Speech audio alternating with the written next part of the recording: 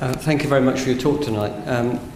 I'd like to say that it seems to me that initially you speak about why is there something rather than nothing.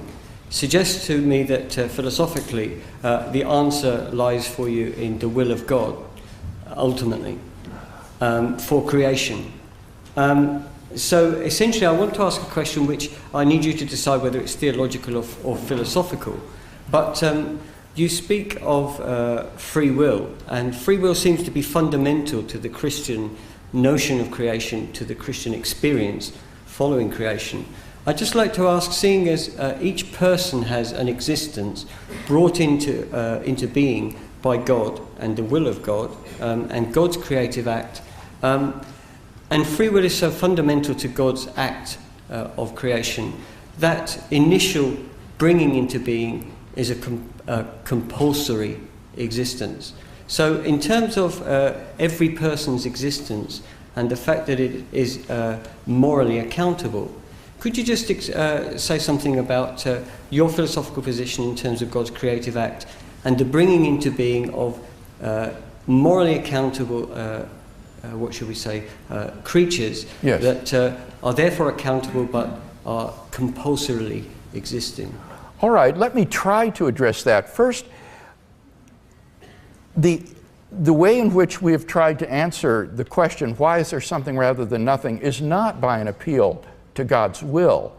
Rather, the appeal is to God Himself as a metaphysically necessary being.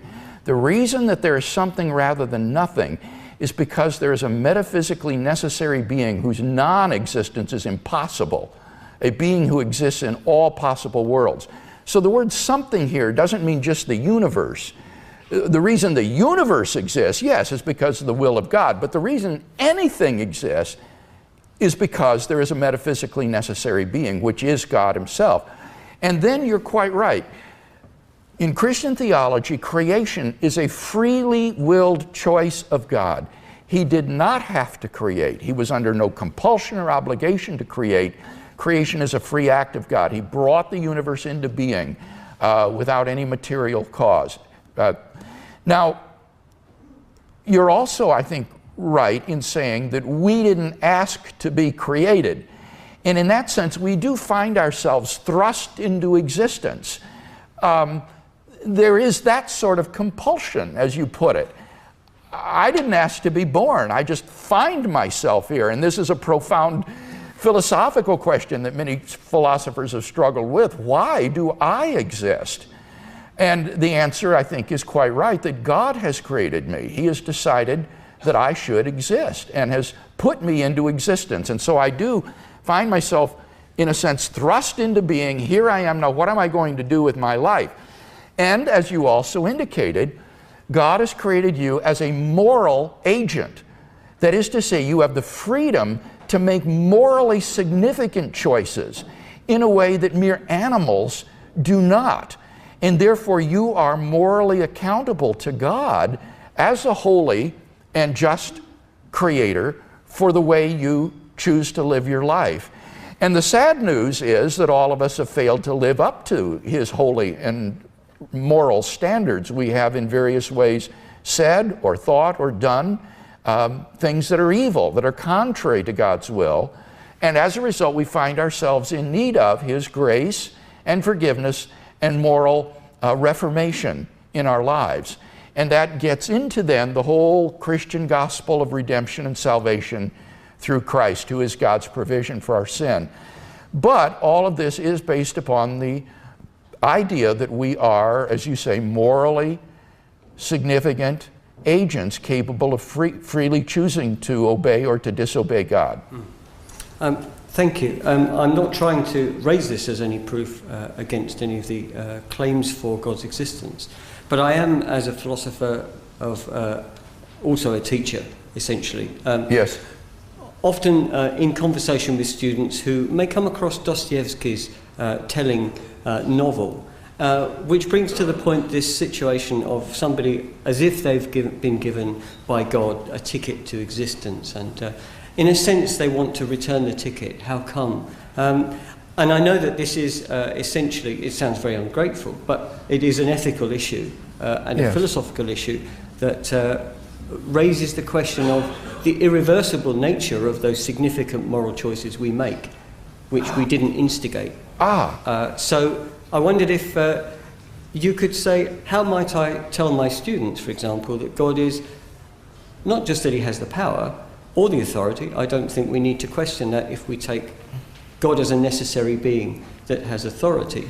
Yes. But the question is, in a sense, how can God hold to account and ultimately make people or expect people to pay for their actions that they didn't ask? Can I give you a very naive analogy? And possibly the analogy will fail. But if, for example, you as a child were asked to enter an egg and spoon race, in fact, put into an egg and spoon race, maybe you don't have these in America, but we suffer these things in England. Some kind of arbitrary and possibly non-necessary race for maybe a reason that you've no idea yourself. As a child, you enter a race, you're put into it, and you fail the race and you suffer some punishment. There's a sense in which we would regard that as unjust. How might I tell my students it's not unjust for God to bring us into being and to make us accountable for our being? All right, well, there's a number of levels on which you can answer that question. First of all, I would argue that it makes no sense to even talk about justice apart from God and his commands. Our moral obligations, I think, are constituted by God's commands to us. So that it's the very concept of justice means something that is in accord with the will and commands of a holy and loving God. So the very concept of justice, I think, is rooted in God and his commands. I think the other thing to keep in mind that these students may not appreciate is what I said to the other questioner earlier tonight, and that is that creation is a tremendous gift. It is for our benefit. We are being given the opportunity to come into relationship with infinite goodness and love, the source of all moral value whatsoever. To know God is an incommensurable good. That is to say, there's literally nothing that can be compared to it. Finite goods cannot even be compared to the infinite good of knowing God. So that those of us who have been created out of all the possible individuals God could have created are the beneficiaries of an indescribable gift, the gift of existence and the chance to know God, infinite goodness and love forever. And that's why they shouldn't want to return the ticket. They should be rejoicing in their good fortune that God has chosen to create them and give them this unspeakable gift.